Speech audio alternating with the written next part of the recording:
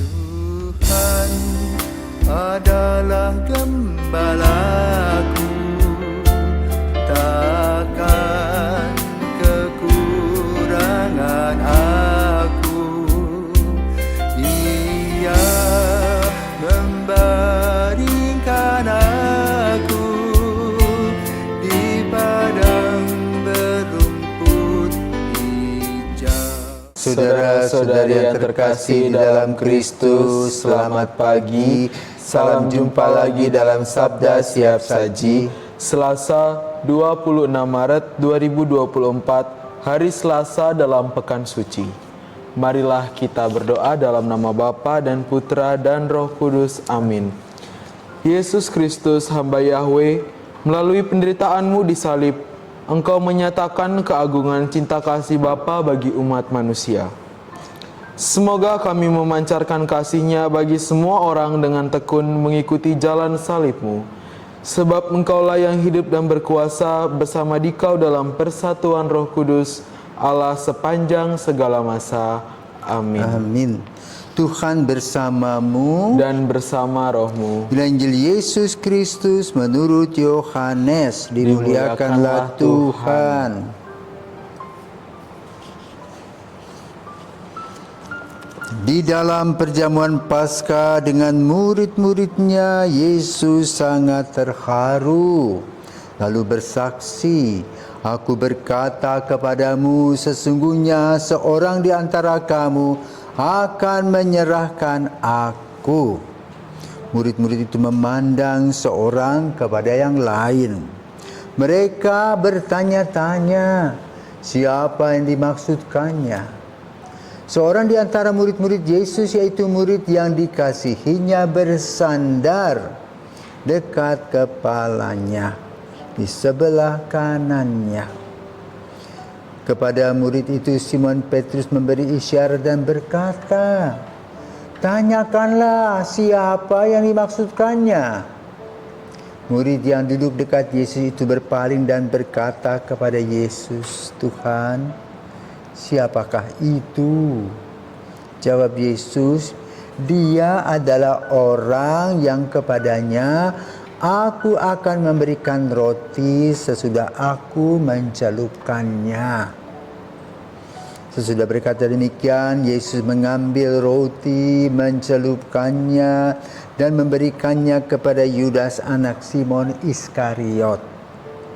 Dan sesudah Yudas menerima roti itu, ia kerasukan iblis. Maka Yesus berkata kepadanya, "Apa yang hendak kau perbuat, perbuatlah dengan segera." Tetapi tidak ada seorang pun dari antara mereka yang duduk makan itu mengerti apa maksud Yesus mengatakan itu kepada Yudas. Karena Yudas memegang kas, ada yang menyangka bahwa Yesus menyuruh dia membeli apa-apa yang perlu untuk perayaan itu, atau memberi apa-apa kepada orang miskin. Yudas menerima roti itu lalu segera pergi. Pada waktu itu hari sudah malam. Sesudah Yudas pergi, berkatalah Yesus, "Sekarang Anak Manusia dipermuliakan dan Allah dipermuliakan di dalam Dia. Jikalau Allah dipermuliakan di dalam Dia, Allah akan mempermuliakan Dia juga di dalam dirinya dan akan mempermuliakan Dia dengan segera. Hai anak-anakku, tinggal sedikit waktu saja aku bersama kamu. Kamu akan mencari aku, dan seperti telah kukatakan kepada orang-orang Yahudi, ke tempat aku pergi tidak mungkin kamu datang.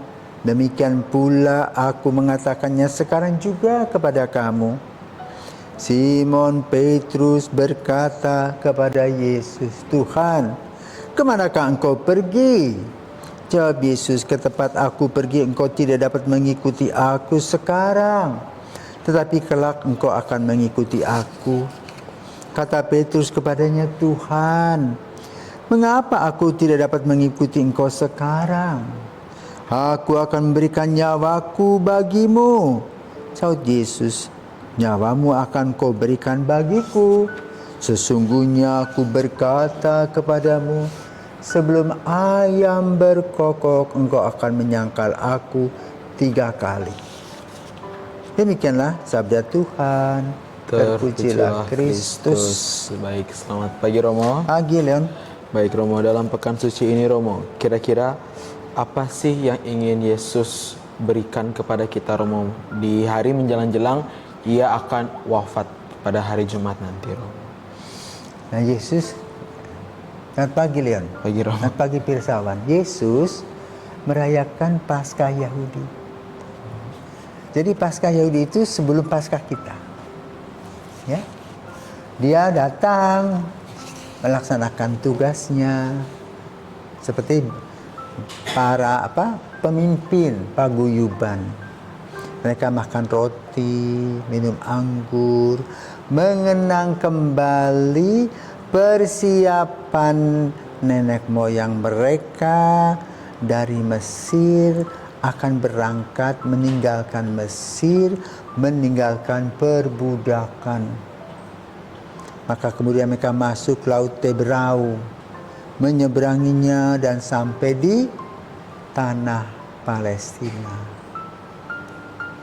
Maka sesudah itu setiap kali mereka merayakannya bersama-sama. Cuma bedanya, ketika di Mesir mereka makan sayuran pahit, ya, roti tak beragi.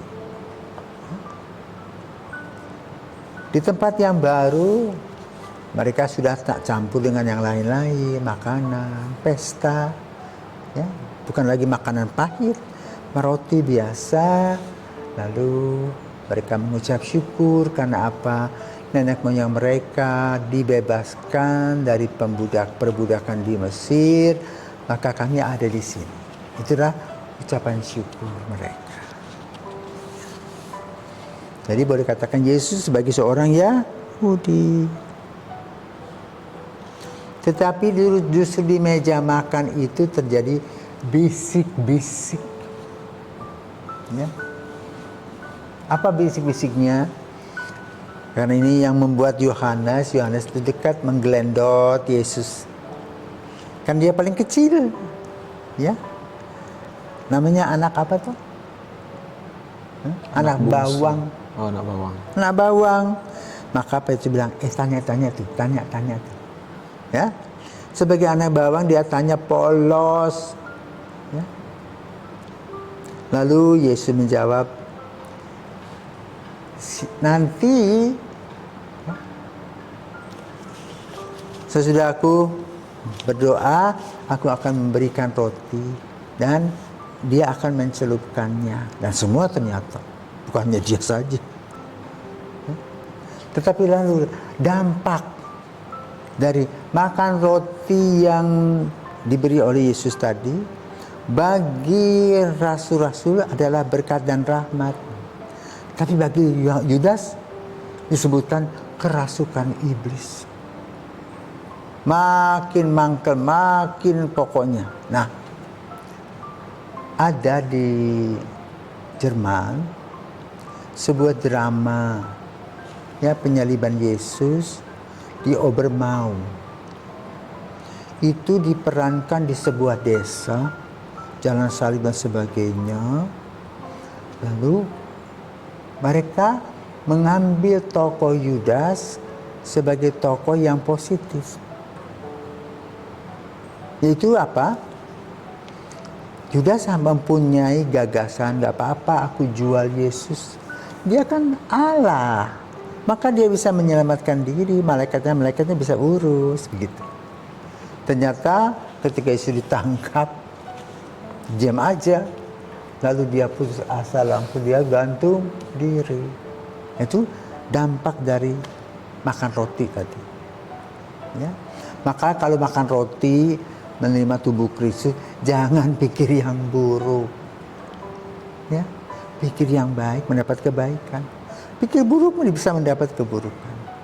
Ya. Oke, itu yang terjadi dalam dialog. Kemudian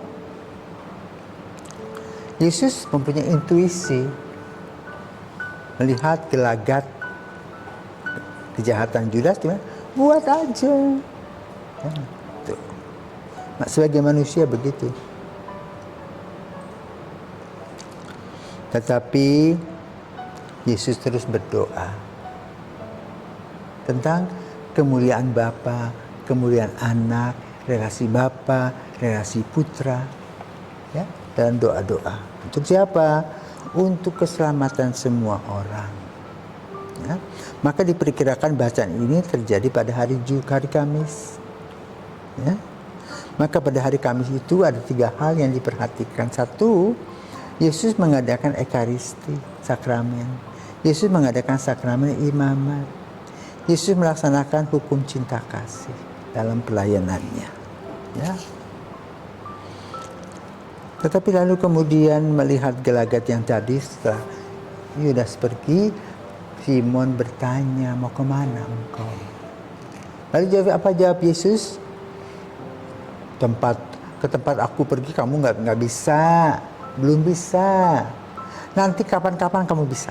Nah, ingat itu. Kata-kata quo vadis, engkau kemana itu, akan terjadi setelah kira-kira 20 tahun kemudian. Ya. Di dalam tempat perjamuan malam itu, Petrus bertanya, kemanakah engkau, quo vadis?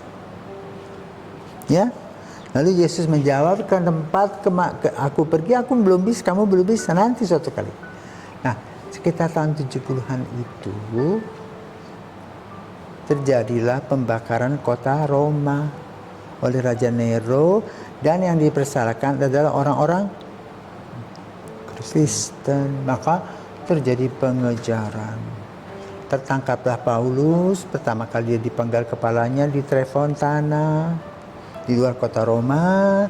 Lalu umat masih melindungi Petrus. Lalu di desa Vatikan, itu masih desa dulu ya. Di desa Vatikan itu ketika Petrus mau menyeberang, dia melihat Yesus diikat. Quo vadis, mau kemana?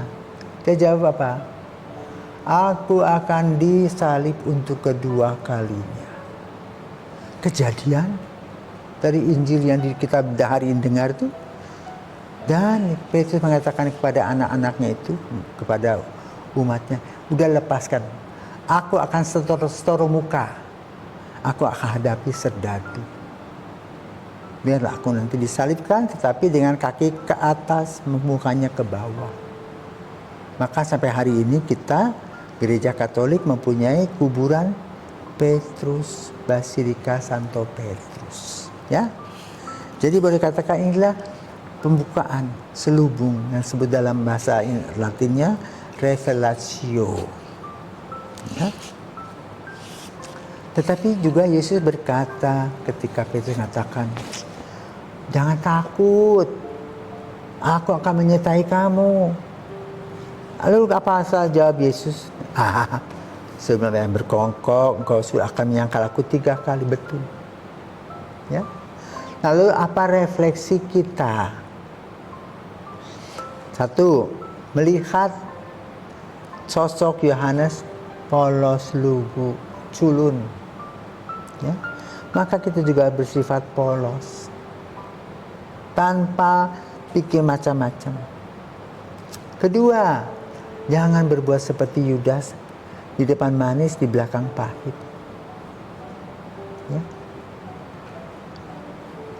Ketiga, kita harus jadi juga seperti Petrus, yang pernah menyangkal, tapi kemudian menyesal. Dan juga melaksanakan apa yang dikatakan oleh Yesus setelah beberapa saat. Dan seperti kamu, Leon, mungkin suara ini panggilanmu goyah. Ya. Nanti kita lihat beberapa tahun kemudian. Apakah Yesus betul memerlukanmu atau enggak? Ya. Kalau Yesus memerlukan kamu, nanti kita ketemu lagi 20 tahun lagi, mungkin saya udah enggak ada ya. Kamu masih pakai baju putih, bukan baju putih. Ya. Jadi Bapak Ibu saudaraku terkasih, mari dalam pekan suci ini kita berdoa, menyerahkan diri kepada Tuhan apa adanya, bukan bermain-main untuk kepentingan sendiri, tetapi betul menikmati langkah-langkah di mana Tuhan sendiri luar biasa memberikan kehidupan kepada kita melalui penderitaannya. Semoga kita sendiri sadar dan malu kepada Yesus. Lalu kita berubah. Selamat pagi.